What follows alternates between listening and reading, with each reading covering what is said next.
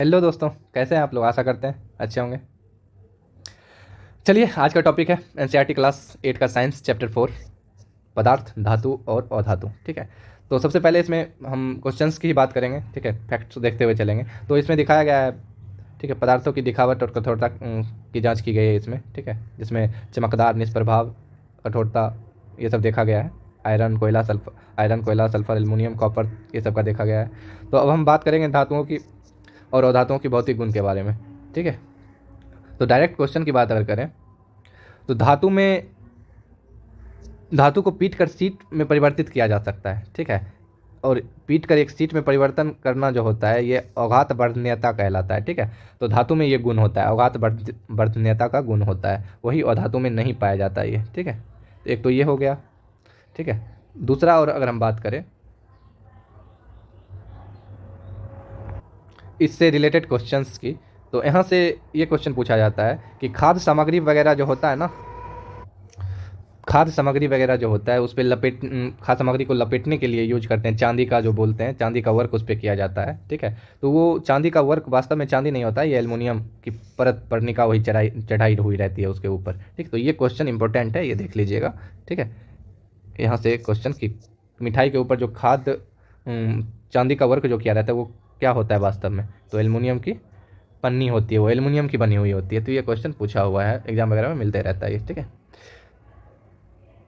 तो पहला पहला गुण तो ये हो गया कि धातु को पीट कर पतला या पन्नी में चेंज किया जा सकता है, जितना हम चाहे सीट में चेंज कर सकते हैं। दूसरा गुण देखते हैं, उसके लिए दूसरा क्रियाकलाप किया गया था। ठीक है, कि विद्युत परिपथ के रूप में क्या इसका यूज होता है, उसके लिए इन्होंने एक चार्ट लिया था जिसमें लोहे का छड़, कील, गंधक, कोयला, तांबा का तार लिया था। ठीक है, इसमें विद्युत प्रवाहित होता है क्या, तो पता चला, इससे निष्कर्ष निकला। ठीक है, कि लोहे की छड़, कील, तांबे का तार सुचालक है, जबकि गंधक और कोयला जो है कुचालक है। इससे पता चला कि धातु जो होते हैं, ठीक है, विद्युत का सुचालक होते हैं। तो ये एक पॉइंट यहाँ से निकला, धातु जो है आपका क्या होते हैं, विद्युत का सुचालक होते हैं।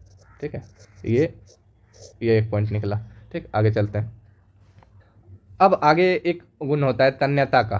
ठीक है, तन्यता मतलब धातु को हम जितना चाहे खींच सकते हैं। ठीक है, खींच के तार के रूप में चेंज कर सकते हैं, जबकि वो धातु को नहीं कर सकते हैं। तो ही बोल रहा है कि धातु को खींच के, धातु का वह गुण जिसमें उसे खींच कर तारों में परिवर्तित किया जा सकता है उसे तन्यता बोलते हैं। तो तन्यता और आघात वर्धनीयता में अंतर आप समझ गए। तन्यता मतलब तार में चेंज करना, वही आघात वर्धनीयता मतलब पीट पीट कर उसे पतला सीट में चेंज करना। ठीक है,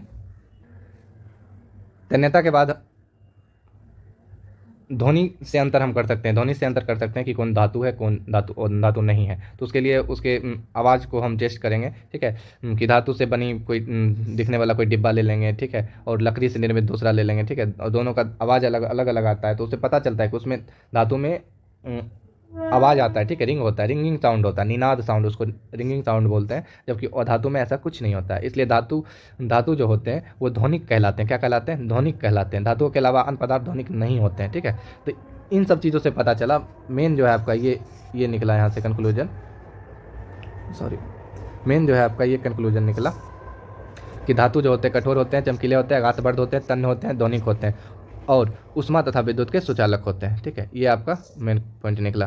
ठीक, धातु कहलाते हैं। धातु के उदाहरण आयरन हो गए, कॉपर हो गए, एल्युमिनियम, कैल्शियम, मैग्नीशियम, ये सब हैं। इसके विपरीत कोयले, सल्फर जैसे पदार्थ नरम होते हैं, ये सब अधातु के अंतर्गत आते हैं तथा दिखने में मलिन है। ये हथौड़े की हल्की चोट से टूटकर चूर चूर हो जाते हैं, ध्वनिक नहीं होते हैं, उष्मा तथा विद्युत का कुचालक हैं। ठीक है, ये पदार्थ अधातु कहलाते हैं। अधातुओं के उदाहरण सल्फर, कार्बन, ऑक्सीजन, फास्फोरस इत्यादि ये सब हैं। ठीक है, अब देखिए यहाँ पे क्या दिया हुआ है, सोडियम और पोटेशियम धातु नरम होते हैं। ठीक है, हमने क्या देखा, ये एक्सेप्शन हो गया। ठीक है, ये क्वेश्चन पूछा जा सकता है। ठीक, हम जानते हैं प्राय कि धातु कठोर होते हैं, लेकिन सोडियम और पोटेशियम ऐसे धातु हैं, ठीक है, जो कि क्या है, नरम होते हैं और इन्हें चाकू से काटा जा सकता है। ठीक है, तो ये क्वेश्चन बन जाता है। वहीं हम जानते हैं कि धातु हमेशा ठोस होते हैं। ठीक, लेकिन पारा ऐसा धातु है जो कमरे के तापमान पर द्रव अवस्था में पाया जाता है। ठीक है, ठीक, तो यहाँ से दो क्वेश्चन निकला है। ठीक है, पारा क्या है, ऐसा धातु है जो द्रव अवस्था में पाया जाता है और किसे हम चाकू से काट सकते हैं, सोडियम, पोटेशियम। तो एक और है लिथियम, सोडियम और पोटेशियम, 8 का अंतर है, 3 8 11 11 8 19, ये तीनों चाकू से काट सकते हैं। ठीक है, अब आगे हम देखेंगे धातु और अधातु के हमने भौतिक गुण देख लिए जो ऊपर ऊपर से थे। अब हम देखेंगे रासायनिक गुण। रासायनिक गुण क्या होते हैं, तो ऑक्सीजन से अभिक्रिया, ठीक है। ऑक्सीजन से अभिक्रिया मतलब बोल रहा है कि जितने भी धातु होते हैं ना वो सब ऑक्सीजन से अभिक्रिया कर लेते हैं, ठीक है। तो वही जितने भी धातु होते हैं, ठीक है, आयरन हो गया, ऑक्सीजन हो गया, मतलब आयरन हो गया ऑक्सीजन से जल से अभिक्रिया कर लेता है, ठीक है। मैग्नीशियम हो गया, ये सब करके जल से ऑक्सीजन और जल से अभिक्रिया करके क्या बना लेते हैं, जंग की प्रकृति में आ जाते हैं, मतलब उनका संचारण होने लगता है। और आइए हम इस क्रियाकलाप से देख लेते हैं, ठीक है, जंग का प्रकृति कैसा होता है, मतलब धातु ऑक्सीजन से अभिक्रिया करके किस प्रकृति में आ जाते हैं, ठीक है, उसकी अगर बात करें तो उसके लिए हमें लाल लिटमस पत्र की ज़रूरत पड़ती है। और जब जंग लग जाता है तो उस जंग को जब हम लाल लिटमस पर देखते हैं तो वो क्या हो जाता है, नीला हो जाता है। और जब नीला हो जाए, ठीक है, जब नीला हो जाए तो वह क्षारीय प्रकृति का संसूचक होता है, संसूचक होता है, ठीक है। क्षारीय प्रकृति का संसूचक होता है, मतलब वो क्षारीय प्रकृति दिखाता है। तो हम कह सकते हैं कि धातु के ऑक्साइड जितने भी है जो जल या ऑक्सीजन से अभिक्रिया कर लेते हैं क्या होते हैं, क्षारीय होते हैं। धातु जो होते हैं क्या होते हैं, धात्विक ऑक्साइड हमेशा क्या होते हैं, क्षारीय होते हैं, क्षारीय होते हैं, ओके, ये बोल सकते हैं। और ये क्षारीय क्यों होते हैं, क्योंकि हम लाल लिटमस पत्र से चेक करते हैं तो लाल लिटमस पत्र क्या हो जाता है, नीला हो जाता है। क्षारीय होने का ये एक कंडीशन है, ये भी क्वेश्चन पूछता है, ठीक है। क्षारीय होने का कंडीशन क्या है, लाल लिटमस पत्र को नीला कर दे, ठीक है। और यहाँ से एक क्वेश्चन, ये तो देख लिया हमने, प्रकृति देख लिया। और एक एक्स्ट्रा फैक्ट है कि क्या आयरन में तो लगता ही है, क्या कॉपर में भी जंग लगता है, ठीक है। तो देखते हैं, जब कॉपर के बर्तन को लंबे समय तक नम वायु में खुला रखा जाता है तो उस पर हल्की हरी परत आ जाती है। तो ये क्वेश्चन पूछता है, ठीक है, बाहर छोड़ देने पे कॉपर को उस पर जो जंग लग जाता है वो किस कलर का होता है, तो हरा होता है। किस कलर का होता है, हरा होता है, ठीक है। और यह हरा पदार्थ कॉपर हाइड्रोक्साइड होता है, ये भी पूछता है। हरा पदार्थ जो होता है वो क्या होता है, तो कॉपर हाइड्रोक्साइड CuOH का होल ट्वाइस, और कॉपर कार्बोनेट CuCO3 का मिश्रण होता है। हरा पदार्थ किसका मिश्रण होता है, CuOH का होल ट्वाइस प्लस CuCO3 का मिश्रण होता है। वही दिखाया गया है, कॉपर को ये जल, कार्बन डाइऑक्साइड, ऑक्सीजन के साथ अभिक्रिया, नम वायु में ये सब आ जाते हैं, जल आ जाते हैं, ऑक्सीजन आ जाता है, कार्बन डाइऑक्साइड आता है। तो ये दो चीज़ का निर्माण होता है, ठीक है। कौन कौन, कॉपर हाइड्रोक्साइड और कॉपर कार्बोनेट, ये बहुत ही BVI है, ठीक है। यहाँ से क्वेश्चन आता ही आता है, ठीक है। अभिक्रिया से अगर देगा तो धात्विक अभिक्रिया से देता है तो यहाँ से देगा ही, ठीक है। हम धात्विक परीक्षण देख चुके हैं कि धात्विक ऑक्साइड का जो होता है प्रकृति वो क्षारीय होता है। अब हम आगे एक और क्रियाकलाप को देखेंगे, ठीक है, जिसमें क्या किया गया है, ठीक है। देखिए, सल्फर का चूर्ण लिया गया है, ये काम चलाऊ चम्मच है, इसमें सल्फर के चूर्ण ले लिए गए हैं, ठीक है। उसे गर्म किया गया और गर्म जब हो गया वो तो उसको डाल दिया गया एक जार में और ऊपर से बंद कर दिया गया है ढक्कन। ये ढक्कन ऊपर से बंद कर दिया, उसको अंदर डाल के ढक्कन बंद कर दिया गया। और जब इसमें गैस भर जाता है, ठीक है, तो उसमें ऊपर से पानी डाल दिया जाता है और पानी डाल के, ठीक है, थोड़ा देर के बाद उसे निकाल के लाल लिटमस और नीला लिटमस का यूज किया जाता है, ठीक।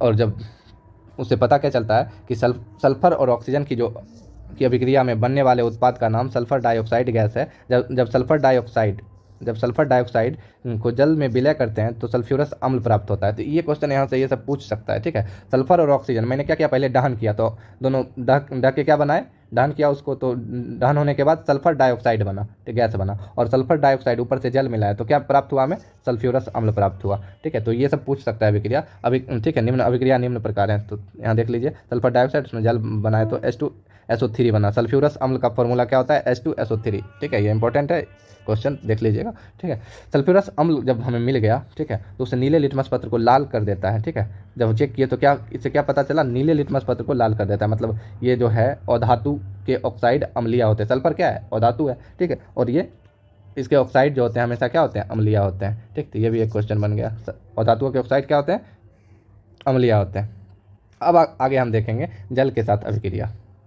जल के साथ अभिक्रिया की अगर बात करें, ठीक है, तो सबसे पहले हम सोडियम धातु की बात करें तो सोडियम धातु जो होता है बहुत ही अभिक्रियाशील होता है। यह ऑक्सीजन और जल के साथ अत्यंत तीव्र अभिक्रिया करता है, ठीक है, और बहुत अधिक ऊष्मा उत्पन्न करता है। तो सोडियम जो है धातु, ये किसके साथ तीव्र अभिक्रिया कर देता है, जल और ऑक्सीजन के साथ, और क्या देता है, क्या रिलीज करता है, बहुत अधिक ऊष्मा उत्पन्न करता है। इसलिए इसको कहाँ रखते हैं, मिट्टी के तेल में रखते हैं। ये क्वेश्चन किसको मिट्टी के तेल में रखा जाता है, सोडियम को, ठीक है।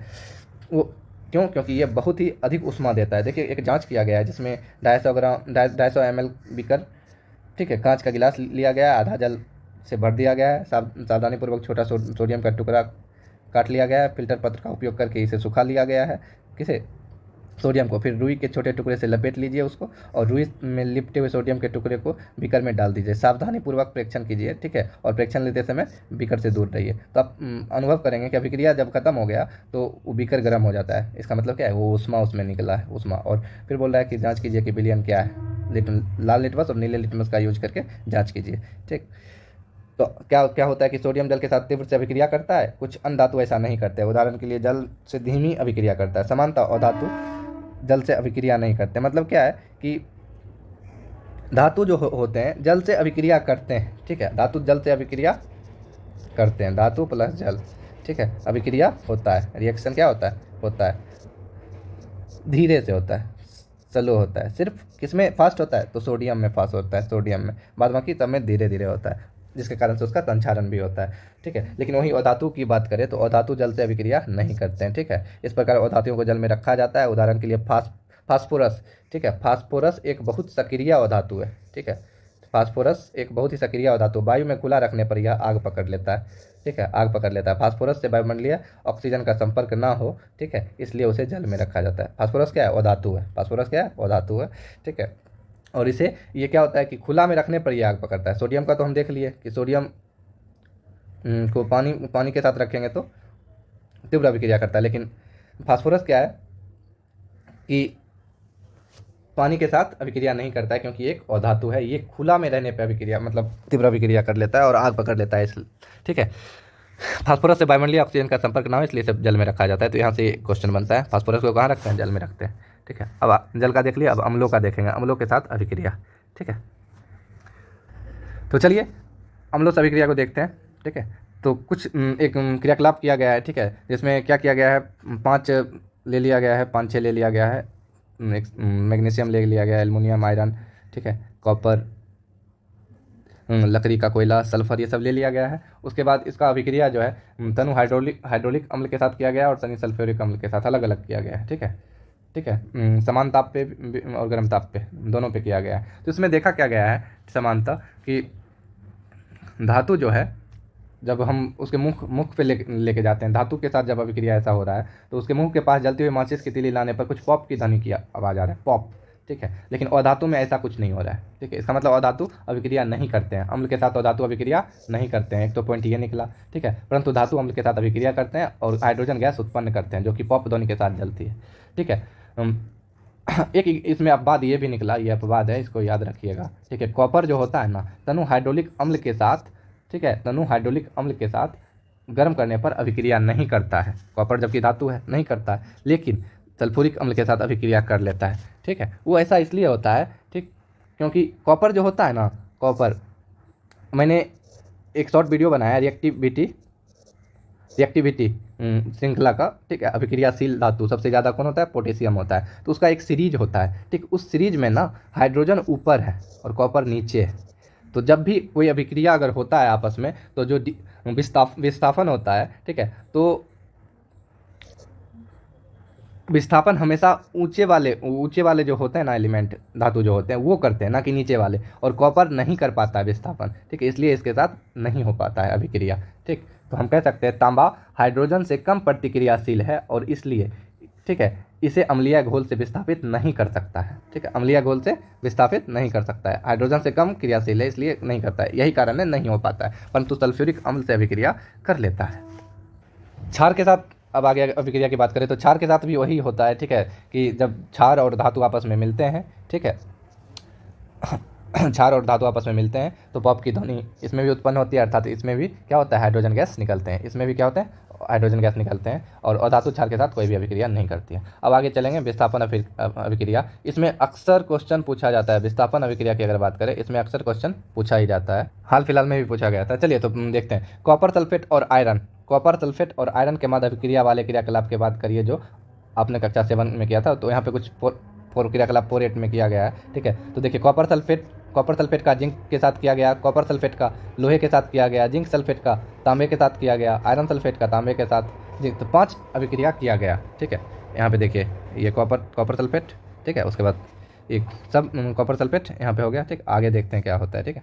ये पांचों अभिक्रिया, इसमें कोई परिवर्तन नहीं हुआ, दोनों में परिवर्तन हुआ है, ठीक है। तो ऐसा क्यों, ठीक, तो देखते हैं, विस्थापन हुआ है।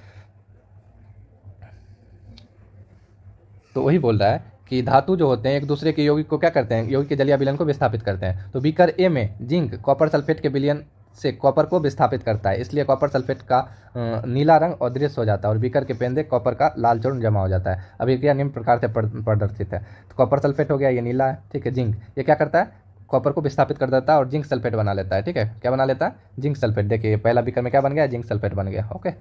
तो वही हम दूसरा जिंक सल्फेट है, ठीक, इसका हम अगर कॉपर से बात करें, ठीक है, तो ये क्या होता है, जिंक सल्फेट रंगीन होता है और कॉपर से करते हैं तो ये क्या करता है, जिंक को हटा देता है। जिंक सल्फेट की अगर बात करें, जिंक सल्फेट की अगर बात करें, एक सेकेंड, जिंक सल्फेट की बात करें कॉपर से, तो इसके बारे में हम देखेंगे, क्योंकि ये अभिक्रिया नहीं हो पाएगा, ये अभिक्रिया नहीं हो पाएगा।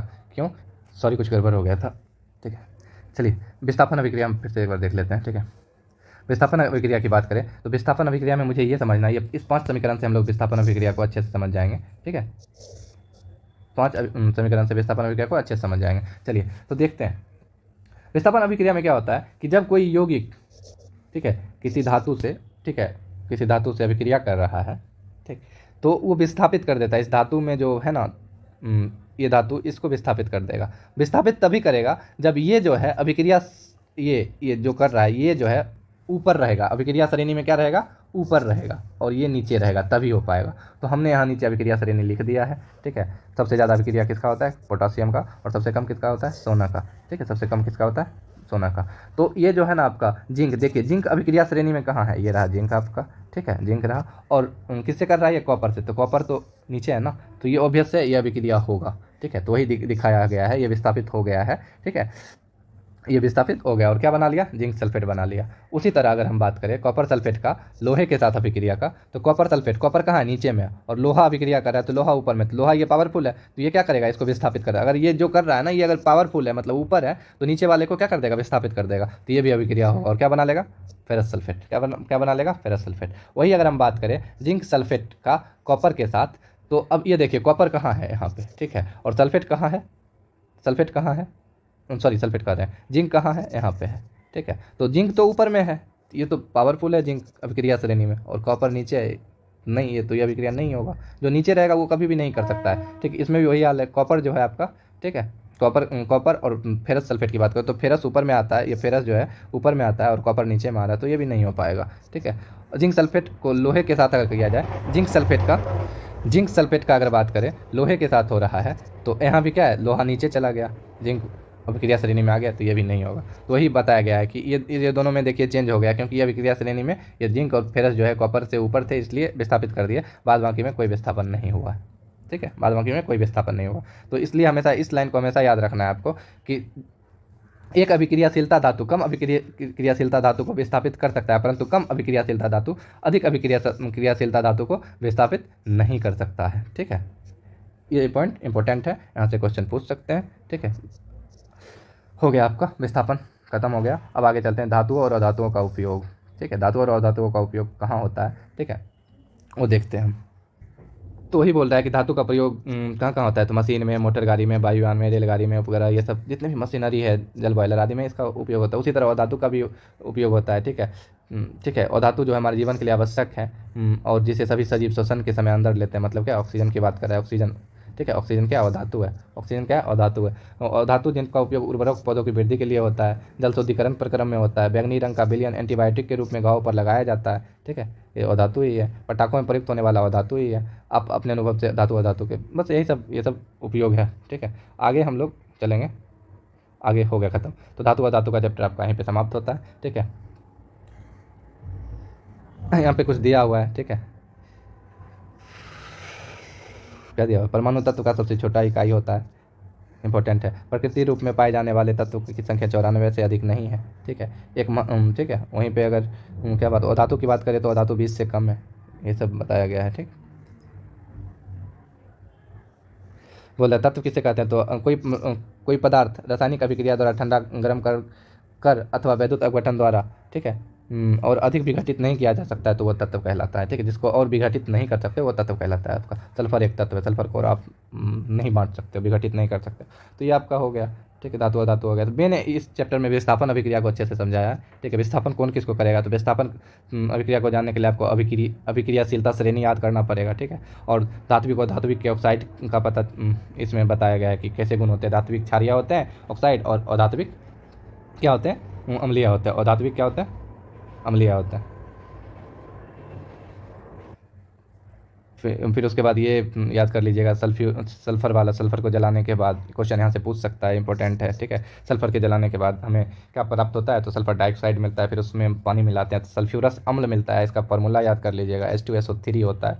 ठीक है, सल्फ्यूरिक अम्ल का H2SO4 होता है ना, तो एक वो घटेगा, H2SO3 हो जाएगा। ठीक, तो ये धातुओं की ऑक्साइड अम्लीय होती है, इससे पता चला था हमको, सल्फर को जलाने से पता चला था।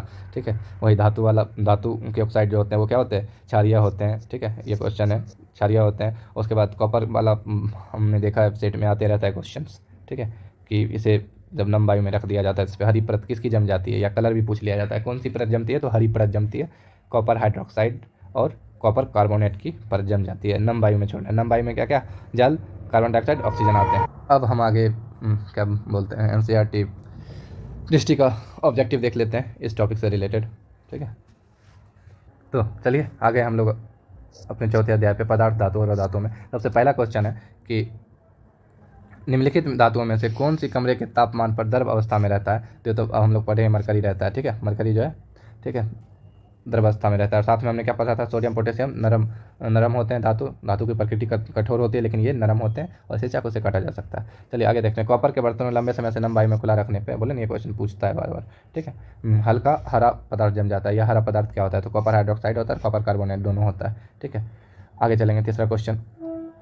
ठीक, कौन सी एक अति सक्रिय अधातु है जो वायु में खुला छोड़ देने पर आग पकड़ लेता है। और धातु की बात कर रहा है, तो अधातु में मात्र फास्फोरस ही ऐसा था जो आग पकड़ लेता है। ठीक है, इसका थोड़ा पढ़ लेते हैं व्याख्या। फास्फोरस, आयोडीन, ब्रोमीन तीनों अधातुएं असमानता अधातु जल से विक्रिया नहीं करते थे। ठीक है, अद्यपि वे वायु से बहुत सक्रिय हो सकते हैं। इन तीनों में फास्फोरस एक बहुत सक्रिय अधातु है, या वायु में खुला छोड़ देने पर आग पकड़ लेता है। फास्फोरस से वायुमंडलीय ऑक्सीजन का संपर्क ना हो, इसलिए इसे जल में रखा जाता है। ब्रोमीन एकमात्र अधातु है। ब्रोमीन क्या है, एकमात्र अधातु है। ठीक है, जो कमरे के तापमान पर द्रव अवस्था में रहता है। धातु में पारा और अधातु में ब्रोमीन। सोडियम एक धातु है जो बहुत ही अभिक्रियाशील होता है। सोडियम एक धातु है जो कि बहुत क्या है, अभिक्रियाशील होता है। यह ऑक्सीजन और जल के साथ अत्यंत तीव्र अभिक्रिया करता है। इस अभिक्रिया में बहुत अधिक ऊष्मा निकलती है, इसलिए मिट्टी के तेल में इसको रखते हैं। ठीक है, सोने के पुराने आभूषण में चमक लाने हेतु उन्हें पॉलिश किया जाता है। पॉलिश करने के बाद आभूषण का वजन पुराने वजन से क्या होता है, ठीक है, कम हो जाता है। ठीक है, सोने के पॉलिश के दौरान रासायनिक अभिक्रिया के कारण आभूषण की ऊपरी परत हट जाती है, जिससे आभूषण नए की तरह चमकने लगता है, परंतु हटने के कारण वजन में कुछ कमी हो जाता है। ठीक है, ये हो गया। अगला क्या है, अगला हो गया, इतना ही क्वेश्चन था धातु अधातु से। कोयला अगला चैप्टर है, कोयला और पेट्रोलियम। ठीक है, तो कोयला पेट्रोलियम हम लोग देखेंगे आगे। ठीक, चलिए मिलते हैं अगले वीडियो में। जय हिंद, जय भारत।